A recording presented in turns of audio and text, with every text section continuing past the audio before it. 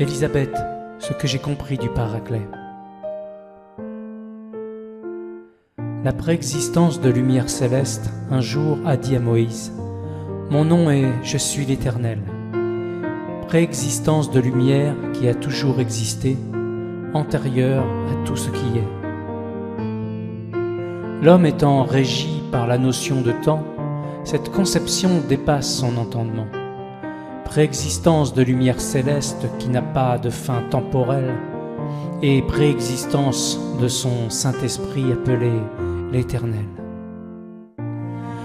La genèse de l'esprit de l'homme prend vie dans la préexistence de la lumière céleste du Saint-Esprit. Le territoire céleste de lumière qui donne la vie, chez Dieu lumière céleste, la lumière vérité, la vérité du lieu dans lequel l'esprit de chacun est né.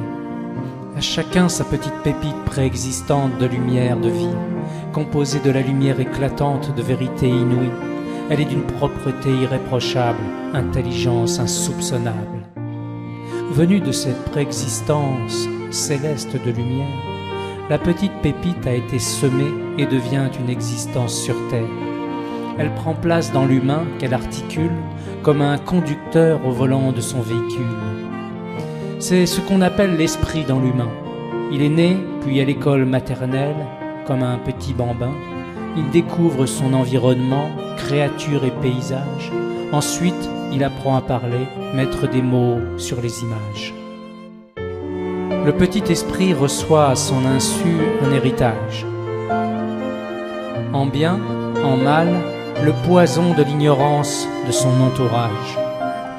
Il copie, il répète ce qui lui est dit, ce qu'il voit, il reproduit. Il croit à des paroles en bien, en mal, qui le déboussolent, par tous ceux qu'il rencontre à l'école. Au fil de la vie, il va grandir et ce sera de pire en pire. Il devient riche du mal, du mensonge et d'amertume. Il devient riche du mal de jalousie et de rancune. Il devient riche du mal d'orgueil et de vanité. Absence de remise en question dans la sincérité. Il devient riche du mal d'intolérance et de mauvaise foi. Contestation, accusation, hypocrisie, non-dit, sans débat. Il se nourrit du regard des autres, il veut plaire aux autres. Vulnérable aux autres, il devient apôtre du mal des autres. Le Paraclet donne une comparaison claire. Au fil du temps, l'esprit devient comme un sac poubelle ouvert. Il se remplit de déchets, saletés, restes alimentaires. Sur son esprit, des couches de mensonges déversées. Comme un oiseau mazouté qui ne peut plus s'envoler. Ce sont tous les mensonges, fourberies, trahisons, calomnies, jugements à faux, accusations à faux, condamnations, discrimination, diffamation, double jeu, manipulation. Danger, stop, on arrive au feu rouge, il faut s'arrêter. Sur terre, le petit esprit doit rechercher la vérité. Que justifie sa présence sur terre? Pourquoi est-il né? Le petit esprit doit rebrousser chemin. Comprendre sa petite pépite en son sein et d'où il vient. Comprendre la raison de sa vie, accepter qu'il se soit sali. C'est comme un combat de boxe, mais avec soi-même, ses mensonges, ses intox. Ainsi, accepter de se laver sa petite pépite qui s'est souillée. À l'exemple du Fils de l'homme devant ses apôtres s'est transfiguré, Dieu Lumière a fait apparaître son enveloppe céleste immaculée. Sans tache, son âme sublimement parfaite, un joyau de divinité. Avant d'aller à la croix, de toute vérité, Jésus était informé. Comme lui, l'homme doit avoir résolu sa raison d'être avant de quitter le monde terrestre. Il doit avoir vu son enveloppe blanche céleste. Il aura ainsi l'assurance de retourner dans le territoire de lumière céleste sa préexistence. Exigence absolue sans aucune autre considération. Ne jamais oublier, le ressuscité a dit cette vérité. Il est plus facile à un chameau de passer par un trou d'aiguille qu'à un riche d'entrer dans le royaume des cieux de l'éternité.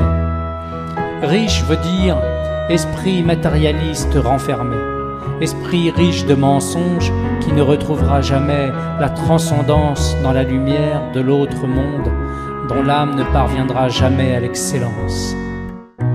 Chaque jour qui passe, dans le monde, une personne meurt chaque seconde. La mort certaine, personne ne veut y penser. La vie après la mort, personne ne veut en parler.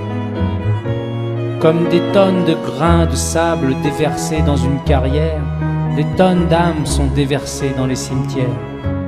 Des tonnes de petites pépites devenues noires en poussière, elles ne retournent pas dans le territoire de lumière. Tout un chacun dans son esprit doit intégrer un raisonnement simple de vérité, que son esprit est conçu d'une infime substance de lumière céleste vérité. L'essence même de son esprit, telle est la genèse de son esprit. Lorsque son esprit a bien compris sa conception spirituelle de lumière non charnelle, l'esprit peut accepter ce qu'il porte de précieux, son âme lumière en lui-même. Alors sa conscience s'épanouit. L'esprit rempli de sa nature lumière divine aspirera au désir céleste, trouvera la paix totale de l'esprit en accord avec lui-même, paix et harmonie avec son Dieu lumière céleste. Ce que l'esprit doit vivre, Dieu lumière lui mettra devant les yeux le chemin. Ce que l'esprit doit dire, Dieu lumière lui transmettra au moment opportun. L'ABC de la vie, quand on écrit la lettre V, on part du haut, on descend vers le bas pour remonter. La préexistence de lumière céleste est similaire. Les esprits viennent du haut territoire de lumière.